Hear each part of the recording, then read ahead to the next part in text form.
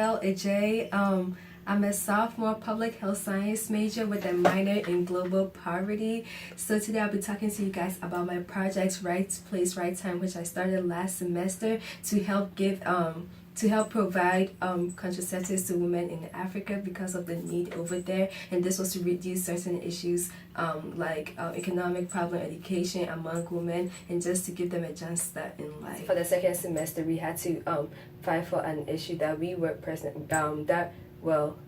we were interested in, or something that we wanted to fight for, and there was, I don't know, I remember just thinking what I could do and stuff like that. And among our teammates, we were lost, but one thing that I know we wanted to do was just cause a big change, do something that maybe not everyone is looking about. So we started researching, just looking at issues that might be of interest to us and something that would be driven to work towards us. And then we came it's actually started with just giving the chance to women to speak about their sexualities and just the issues surrounding that, but it was much more about towards college girls and stuff like that.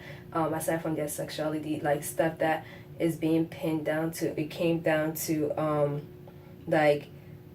just birth controls, and how if you guys remember, they give out birth control, they give out condoms to the schools and stuff like that. So we just started to think about how maybe you could say fortunate we are to have the schools actually give us free stuff like that, or educate us about it, but not everyone has that privilege. So I remember my teammate Yasmin, we got to searching up, and then we came across this organization, DKT International, which actually provided contraceptives to women in Africa. So that's how we came about the topic, and that's how we came about the organization too. Could you please talk about what did you do during your program for this issue? Okay, so to help raise, first of all, we wanted to raise awareness for this issue, but then just not raise awareness, find a way to connect people here to people in Africa. Our country that we ended up focusing on was Ghana, and how we came across Ghana is we had an interview with DKT, and we asked them, DKT, which country is your greatest need? Point us to your greatest need, and we will try to do this for them. And they led us to Ghana.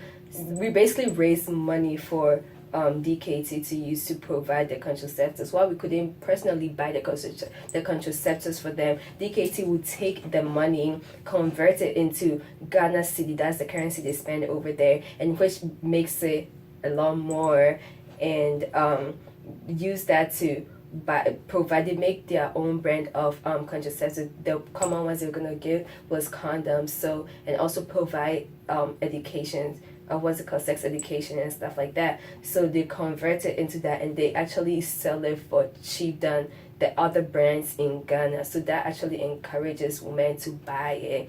And one way that we were able to raise money was we did a lot of stuff. We had someone who's just great. He was a great artist, and he just made great paintings. And I don't actually have one of the paintings over here or any, but that's one thing we did. We also, I make beads, and I'm personally from Ghana too, so I just saw the correlation over there and made beads that we started selling. So we're selling our artwork and also the beads, and just reminding people that of how what we were selling connected to the issues we were solving. I think that was very important. I actually have I have the beads over here. It actually started. This is how the beads came. So we ordered this is how it came. You see it's in tiny beads, but then the end product was this bracelet. So we used to sell two. It was our goal to try to sell to convince people to buy too. And one thing that we try to tell people that in buying two, you're basically providing 10 condoms to someone. That money you gave, so it was 2 for $5. That $5 will give a mother a week's worth of protection. I don't know how that worked, but that's how we went about selling it. So we connected people, and in wearing this too, it's a remembrance of the issue that you helped for 5 so it's something, it's an everyday object that you could have on, but then it was actually for a good cause, and that was really the drive that we were trying to put out there. Yeah. Could you tell us a bit more about like the significance of the bracelets? Or? Yeah, sure. So in Ghana, jewelries are either given as gifts. Yeah, it's mainly as gifts or as an identification for something. In mostly these beads are mostly given as gifts or identification. So knowing that all the beads we have like around me, something like this bracelet that I have on, my mother gave it to me, so it's like something passed down. So you might just see it as just, oh, she has a bracelet on, but to me it's a gift from my mother. You get what I'm saying? So we built up on that idea and was like, these beads that we are selling, we wanted people to know the significance of it. It wasn't just, oh, a cute African bead or a cute pattern beads and stuff like that, but it was actually me helping end an issue in Ghana, me helping provide women the chance to get a job, the chance to go to maybe further school, the chance to leave the lifestyle and the mentality that I have to stay home and raise this kids, all because I can't plan how many kids I want to have, or I don't have the money to buy contraceptives to do so. So that was one big drive that we did, to remind people that in wearing this, remember the actual significance of it. It's not for the beauty of it, but also the cause that you're helping. Yeah. Mm-hmm. So how do you think using art can help people to do more things, like to use art as a special way to express their ideas in doing things related to feminism? I think art in general is just great, because art comes in many different forms. Like as I said, I had that one guy who is just a great artist, and I don't know how he did it, but he drew stuff 3D and printed it. Yes, yeah. Sanjay printed. So it was. I'm sad. Like I don't have some over here, but it was just. And everything he did tied back somehow to Africa. You saw the roots and stuff like that. And we had the beads also made. The other group member made t-shirts, a few t-shirts. And then there were times that we used to just gather around and try to get people to buy our stuff. And we had this one guy who played the guitar, Elijah, and he would start singing and stuff like that. So I think art first of all made your issue attractive, or made people want to stop and see what is going on. And once you explain the significance of what was going on, they had something to look onto, or to look at to help solve the issue. So I think it's just a great a great visual aid in helping raise an issue, an awareness on an issue. And I think that's just in all issues, I think is very important, because visual aid, you see it, you can touch it, or I don't know, that I think just seeing it helps people understand more about what is going on. Yeah. Can you share a story that is so unforgettable during the development of this program? The development of this. Yeah. While you're doing this program, are there any moments that you feel that's so meaningful and you cannot forget? Let me see.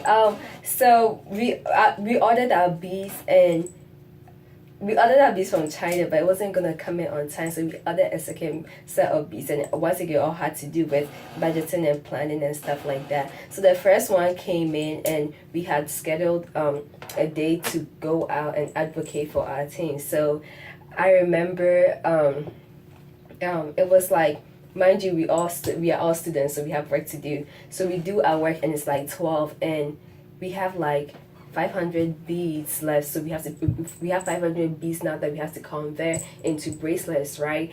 And at first it was I and 4 other people in there, so we were a group of 5, and one was already going. I think she had work to go do and stuff like that. She wasn't able to finish in the desired time. We all were able to finish in the desired time. So that was the very first bead making practice we had to do, and it was 12.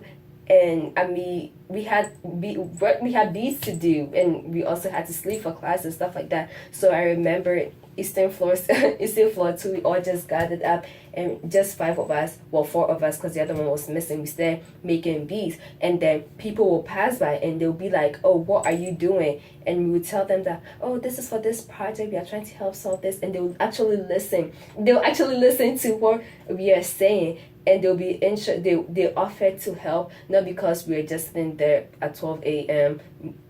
like doing arts and craft, that it actually had like a means to it. They were interested in about the issue. And one thing that I learned is that people have thought about these type of issues. Just because they don't act upon it doesn't mean they have thought about it. And some people were really able to offer their different perspective on different stuff, or even give recommendations of how we could reach more people and grow our project. So I think it was just meaningful. So I think by 3 a.m. we were able to finish making like we made a lot of beats. Why? Because we had people occasionally stop by and help with the painting of the the making of the shirts, with the just getting the art pieces sized right onto cardboards and stuff like that, and just making the beats. So we, in the end, we were like a lounge full of people. Just mind you, it's like this was between 12 a.m. and 3 a.m. So the average person should be sleeping well. Yeah, but they stopped to give that time to just so that we could raise awareness on this issue. And I think that was a very touching moment. It showed that people do care. Like, people want to cause a change. They want to make changes in this world. And I think that was the most meaningful thing. It really touched my heart. So yeah. I think that's a really amazing example of what you said earlier about like how art makes the issue tangible, and like people had thought of it before, but they never really until.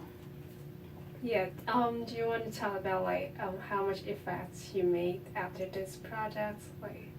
Well, I haven't looked at my statistics lately, but so we raised over $350. I know it's like, if you think of it, I remember when we raised, we're like, oh my, we couldn't even get to $1,000. That wasn't enough and stuff like that. But mind you, we did this in a span of like 4 months. We include development of just grouping all the way through the development onto everything we made till the final end. So we donated that 300 and about, I think it was, I don't know exactly the price, but it was about 350 to DKT over the summer. And we calculated that it will give over 1 million contraceptives. If it was just condoms, it would give over 1 million to women in Ghana. So that's women in Ghana receiving just free, well, not free, but having condoms reduced, the price of it reduced for them and also made accessible for them. And it wasn't talking about the access to that.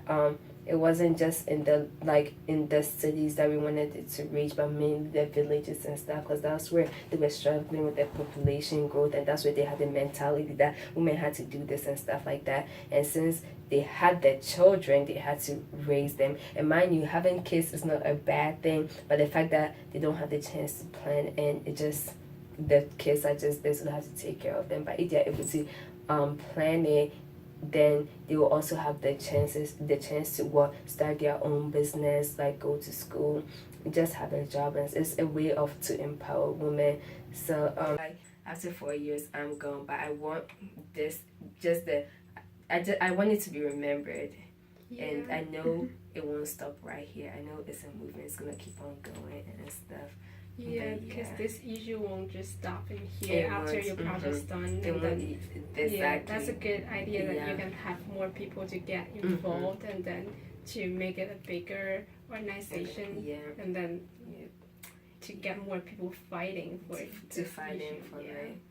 Yes, and hopefully maybe later it could grow to include other issues. I'm very, very driven on disparities, so doesn't really matter. But at the moment, the women with their contraception and just the issues surrounding that, and how society and culture over there is withholding them from certain stuff, that was what I wanted to come back to right now. And it doesn't matter. It could have been anywhere. And I think the best thing I did was asking DKT International, because DKT International, which was the group we donated the money to, they work in several different countries. They work in Asia and Africa mainly. And they have like I think 1 or 2 branches in Central America. But I think the best thing we did as a group, and I think the best thing I thought of was like having that interview with them and asking what is your greatest need and how we can be of help to that, because we can just choose a country which they think, oh, maybe we are doing okay, and be like, well, we want to do this country because we like it and blah blah blah. But asking them their greatest need, we know we are helping boost them up in that whatever country. And when they said just like Ghana, I was like, praise God, would you look at that, because I'm Ghanaian. So but I think even if it was any other country, we would have still gone and done our homework, done that research and background into whatever culture and country and society that one was, and still used arts, found a way to bring that society, that culture to life, and presented it to people over here. Oh, that's beautiful. Thank you.